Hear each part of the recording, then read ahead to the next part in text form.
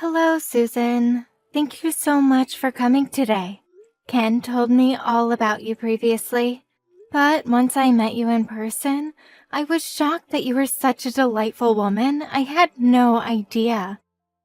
To think that such a wonderful woman is going to marry my son, it's like a dream come true. I'm very happy for you two. You two make such a splendid couple. I'm absolutely sure my late husband is smiling down on the two of you from heaven. I wish you and Ken the happiest life going forward. And please don't hesitate to stop in for a visit again anytime you like. Thank you very much, but can I say just one thing? I would prefer that this be the last time we meet.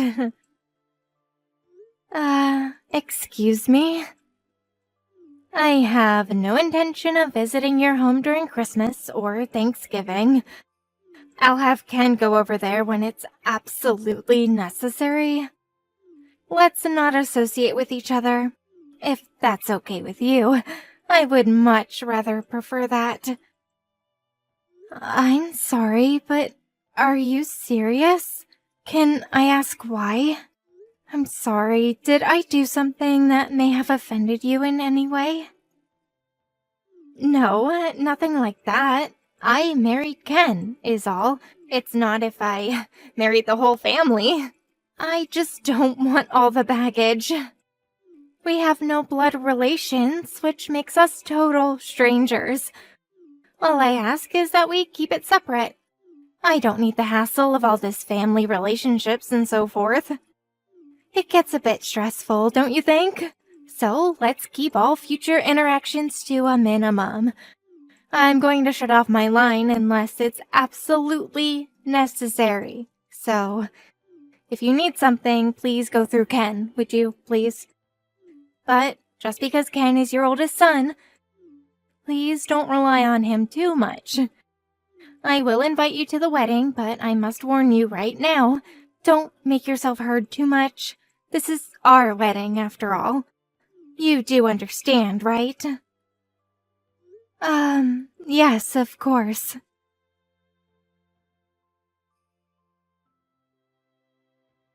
That's what she told me. I was pretty shocked, as you can imagine. Did I do something to offend her, maybe? Was Susan angry at me for something? Oh yeah, right, about that. I forgot all about that. No, she's not angry or anything. She's just being a little overly cautious, that's all. Overly cautious. Really? You mean she's self-conscious or something?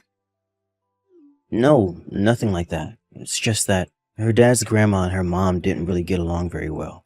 Apparently she witnessed a feud between those two all while growing up, as far as I know. She and her mom have no contact with her grandmother anymore. So you can imagine her negative attitude toward family relationships such as with you and Susan. It's not about you, Mom. Nothing to do with her liking or disliking you. I see. So that's what this is all about. No wonder she seems so hostile. I have no antagonistic feelings toward her in the least. I suppose it's a form of trauma, huh?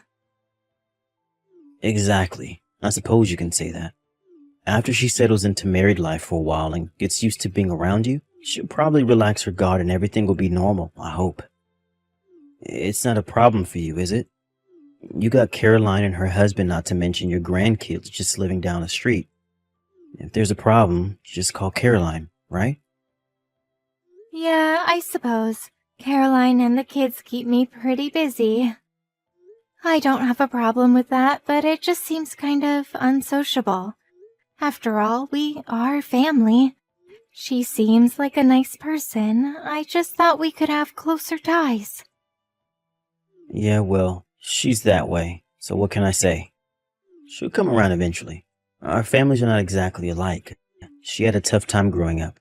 On the other hand, we had a pretty normal life, I suppose. Just as long as you can sit there at the wedding and not make any unnecessary comments, she'll be okay. Yeah, well, under the circumstances, I suppose I can manage. All I want is for you guys to be happy, that's all. I don't want to disrupt it in any way. I hope she understands that. And I hope she comes around after you guys settled in. Yeah, I suppose we just have to wait and see. Anyway, thanks for today. I'll contact you again once we get the wedding schedule all figured out.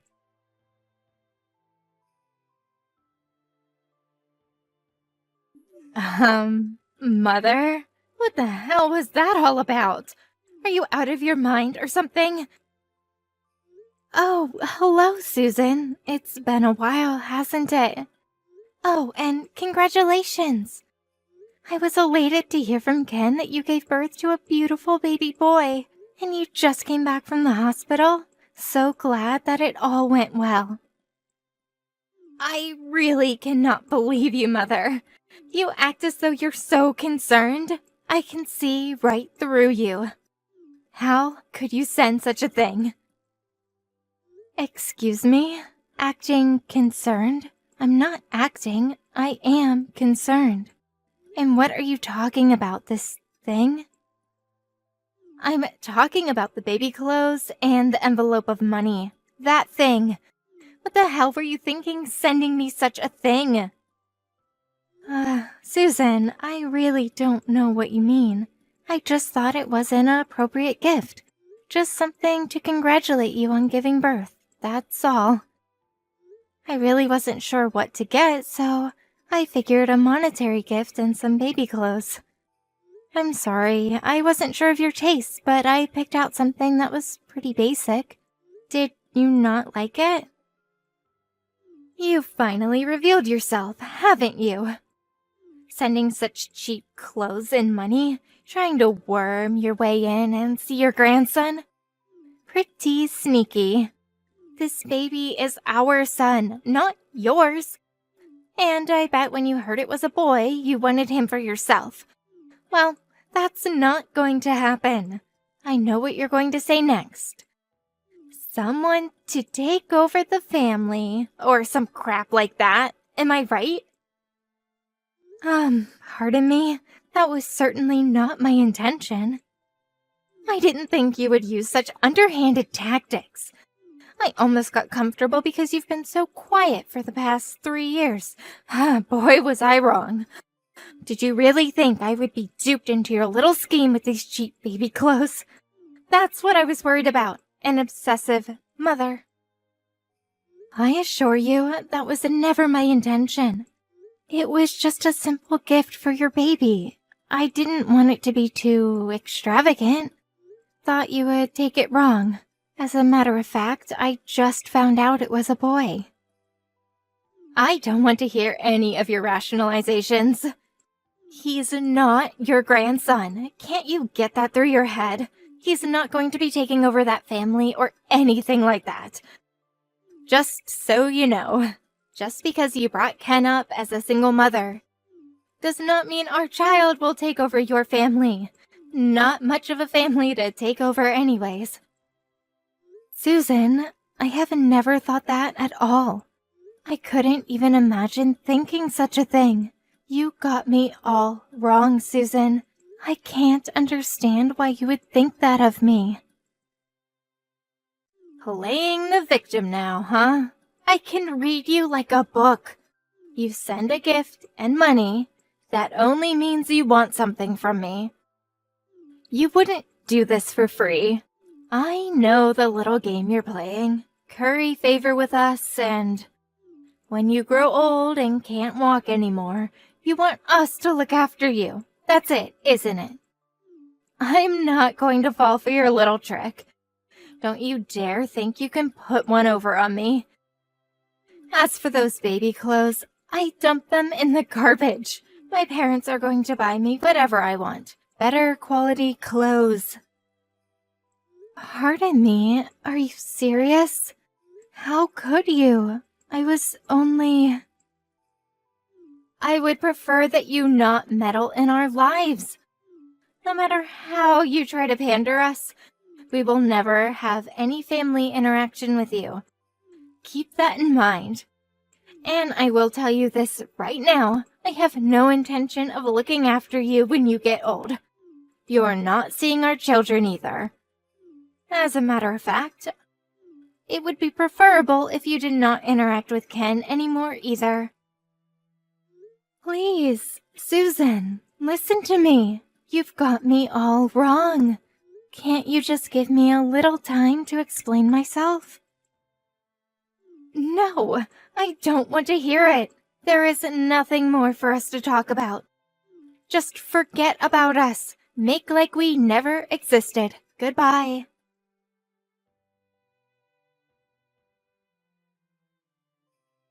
Mom, what the hell are you up to? Susan just got out of the hospital and was finally able to relax. I wish you wouldn't upset her like that. She needs to rest. I have no idea why she's so angry at me. All I did was send her some gifts and a little money.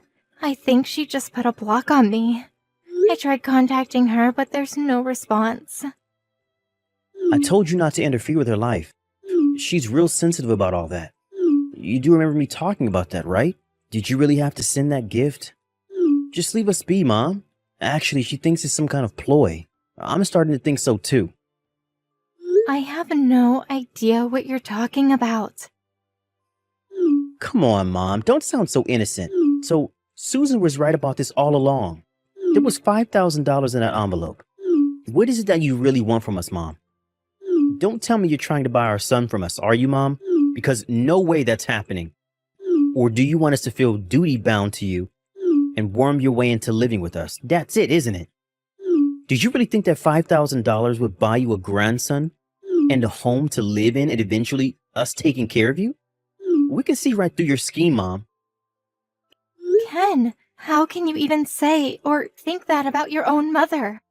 I've been very patient for the past few years, but what you're saying is absolutely irrational. Please explain it to me from the very start. I just can't wrap my head around why you two are acting the way you are. Yeah, okay. You may be right. This may be a good time as any to explain things to you. Also, I want you to know what I've been holding back for God knows how long. It all boils down to me being brought up by a single parent. Excuse me? I grew up without a father. My childhood growing up was a depressing time for me. Did you even know that? We grew up poor too, and that sure wasn't easy. I was so ashamed of not having a father. I was bullied constantly at school about that. I had a tough time growing up, and it was all your fault. Even after I left home, you insisted that I support you financially. Although it wasn't much, it was your way of manipulating me, never giving me the freedom I craved. And what do you do after I get married? You worm your way into my family and start snooping around and trying to control us. Always trying to manipulate things your way. It always has to be your way. Susan's parents never try to interfere in our affairs. At all. Ken, am I hearing you right? I have no idea what you're talking about. I can't stand being manipulated by you. No more. This ends here. I don't consider you my mother. You never did anything that would merit such a title. I would much rather that we cut all family ties. I consider Susan's parents as my real true family. I no longer want anything from you, and I don't plan on supporting or interacting with you ever again. That also means we won't allow you to see our son. Have a good time living at the old folks alone and with nobody to take care of you. I hope you'll think long and hard about how you treated me all these years. Don't ever, and I mean ever, interfere in our lives again. I understand. I had no idea you felt that way about me. Because I brought you up as a single parent, you no longer consider me your mother and you want to cut all ties with me? You feel I sent you a gift and money for the sole purpose of tricking you into supporting me in my final years? Is that it? That's why you've been acting this way? That's exactly what I'm saying. So don't ever show your face in our home again. You got that? I hear you loud and clear, Ken. If that's the case, would you vacate the place you're living in now then? Huh? Say again? Why would we do that? Are you talking about the apartment we're living in right now? This place? That's right. If you insist that you don't want my support or anything to do with me, I want you out of that apartment ASAP. Like I said, why would I do that? Are you crazy? I've been living in this apartment since I was in college. I've always lived here. You have no right to kick me out of here. That's where you're wrong, Ken. That apartment you guys are living in, I own that apartment. Excuse me? You own this apartment?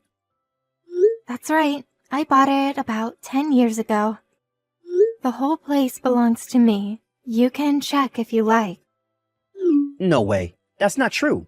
You're making that crap up. It's true. I can show you the deed. Because I own the place, you guys are able to live there for half the usual rent. When you started living alone after entering college, it was me who found you that apartment. You do remember that, don't you? Yeah, I remember, but you never told me you were the owner. That can't be right. How could that be? Where do you even get that kind of money? Where? I worked for it, that's where. Although the company isn't that big, I am the president of a small apparel company. I do have a bit of income. What? The owner? The president of a clothing company? That's a barefaced lie. How could you, my mother, own an apartment, much less be the president of a clothing firm? Come on, Mom. Don't give me that crock. Anyways, we've been poor all our lives. You were always working, always tight-fisted, money conscious about everything.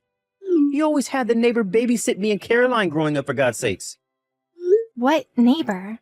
Oh, you mean Mrs. Lopez? The one who used to come over when you were kids? She wasn't a neighbor. She was a housekeeper I had hired. Huh? A housekeeper? Yes, that was when you were just kids. It was about a year after your father passed away. The apparel company that I had established was in full swing. I hired Mrs. Lopez to take care of the house chores and babysit you guys. The neighbor you're talking about? You must mean Mrs. Lopez. Are you for real, Mom? You hired a housekeeper? We weren't that well off that we could hire a housekeeper. Why did you even think we were poor? I never considered us poor. I never put you through hardship while growing up. Did you ever not have enough to eat or have the proper clothes when needed? I provided all that to you. And you don't remember all the trips we went on.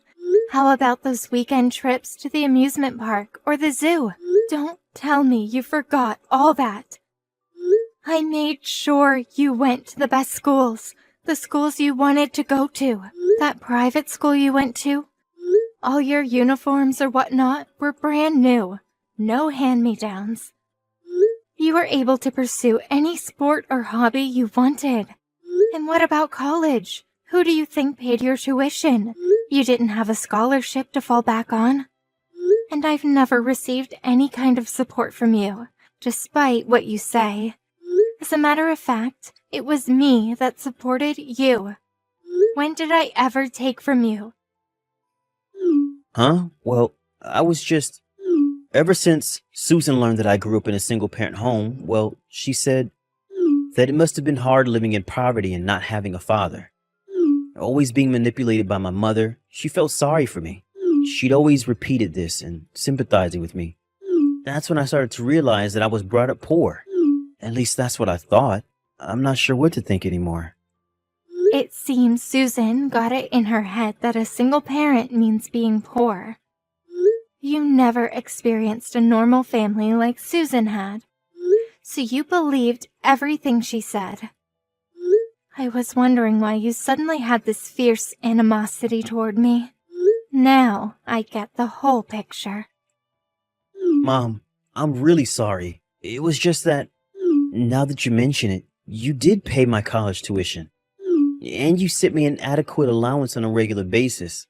I never had any money problems. As a matter of fact, I was living better than most of my friends. But like an idiot, I forgot about all that. I was such a jerk to believe that crap. Please forgive me, Mom. There is no need to apologize. As a matter of fact, I feel relieved now that I know the real reason why you and Susan were acting this way toward me. Mom, thanks for understanding.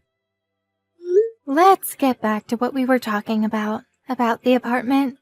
From next month, I'm going to ask that you pay the normal rent just like everyone else there. Huh? Wait, what? But why? Why? You don't need my help anymore, right? If you want to continue living there, well, just pay the usual rent. That's all I'm asking. If you can't do that, you're just going to have to move out. Wait a second, Mom. I just finished explaining everything to you. So why? It was all just one big mistake. So let's just get back to how it's always been. I apologized, didn't I? You said you were relieved for Pete's sake. I was just relieved to hear the reason you were mean. That has nothing to do with the apartment. After you said all those awful things to me, that you didn't think of me as your mother, that you wanted to cut all ties with me. Oh, and you were embarrassed that you grew up without a father, and that was my fault. Remember saying that? Then you do a flip-flop and say you're sorry and everything is back to square one. I'm sorry, but that sounds way too disrespectful. It just doesn't fly, Ken.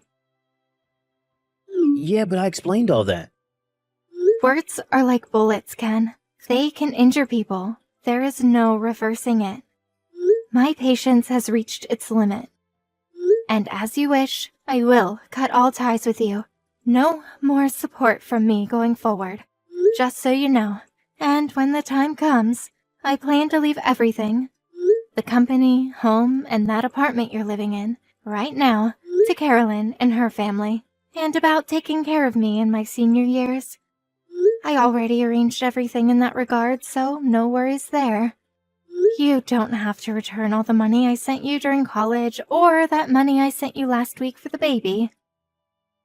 Wait, Mom, please. You can't do this to us. Apartment rent. We just had a kid, for God's sakes. We can't afford to pay more for rent, much less move out. What are you saying? Where'd that aggressive attitude go? You were all set on going in on your own. You didn't want my help. Please, Mom, forgive me. I was totally out of line. You can't do this to us. I am sorry, son. I already made up my mind. Talk the rest over with your wife.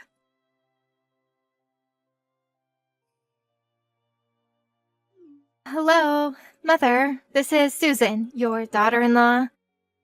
I'm so sorry for all the trouble we've caused.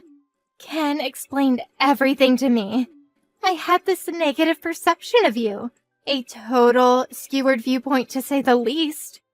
I was so rude to you. How can I ever make amends for how I treated you? The past years must have been hell for you. Please forgive me. Hello, Susan. Thanks for contacting me. I know you're very busy with your son and all, but there is no need for you to apologize. Think nothing of it. You must be drained after your stay in the hospital. You should get plenty of rest. So calm down. I will not be interfering in your affairs any longer. Rest assured. Please, don't say that. I know this is asking a lot, but please give us one more chance.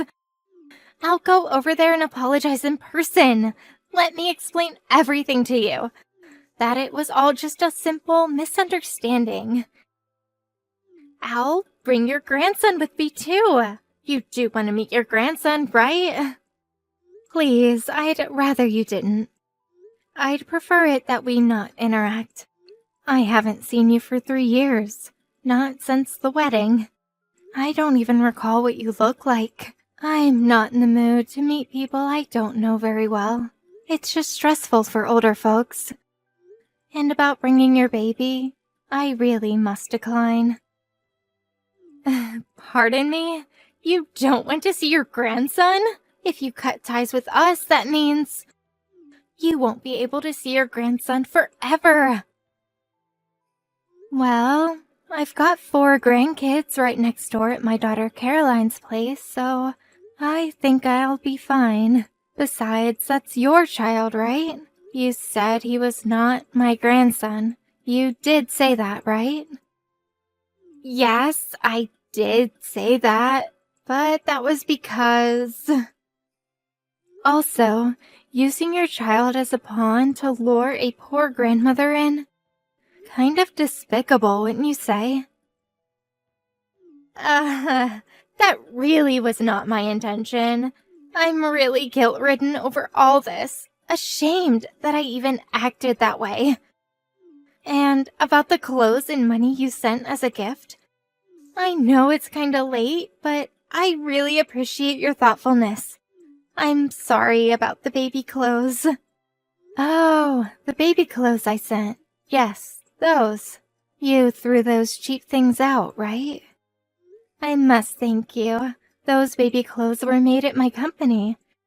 I already reprimanded the staff for their shoddy workmanship. Wait, that was made at your company?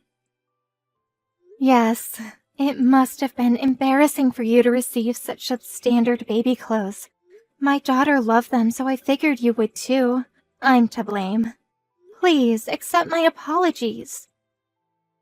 No, please don't say that. They weren't cheap at all. They were wonderful, the perfect gift. Please, I don't know what to say. All I can do is apologize. Ever since I was a child, I watched my mother get bullied by my grandmother. I was not treated all that well by her either, always being reprimanded for one thing or another. Once I got married, I thought I would be treated the same way. Maybe even have my child taken from me. I was just so scared. I just wanted to protect my family. I was adamant about not getting pulled into that kind of situation again. I understand what you went through and that your grandmother was an awful person. We all encounter such people in our lives. But I'm not the same person as your grandmother. Not a mother-in-law or some such label you prefer to apply, but a human being. It's very emotionally distressing to be treated in such a way without knowing the reason why. It leaves a person traumatized. Please forgive me. I did say those things without even knowing you at all. It's an unforgivable thing I did to you. My perspective was totally skewered. I beg your forgiveness. There is no need to apologize any further. I also would prefer that you not visit and apologize in person. I'm also worried about your health after what you went through. I need to get things sorted out. Let's just keep things as it is for the time being, and maybe we'll talk after a while. Yes, I understand. Okay, then take care of yourself, Susan.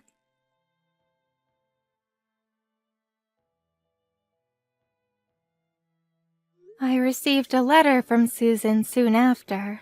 She repeated her apologies and explained why she acted the way she did. I was even paid a visit by her parents, whom I had never actually met, apologizing on her behalf. After a while, I relented to her constant apologies and felt she was sincere, and we came to a mutual understanding. But it was Ken that would not give up. He was set on trying to get me to financially support him, that he resorted to coming over late at night and trying to persuade me to change my mind. He even resorted to practically kidnapping his child from Susan and driving over 2 hours to our home in an attempt to curry favor with me.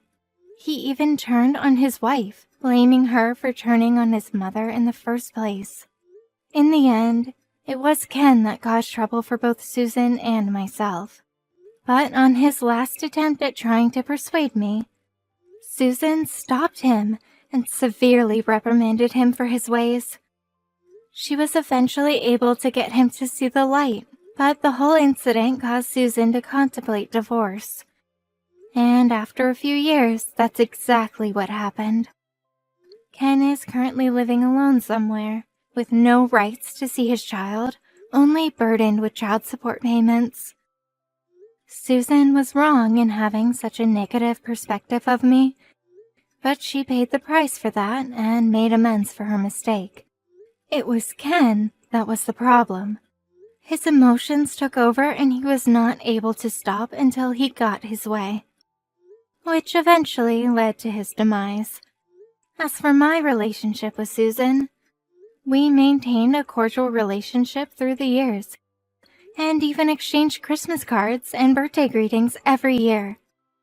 Recently, we got together for my grandson's birthday party. I think we've started an amiable relationship. I actually enjoy her company.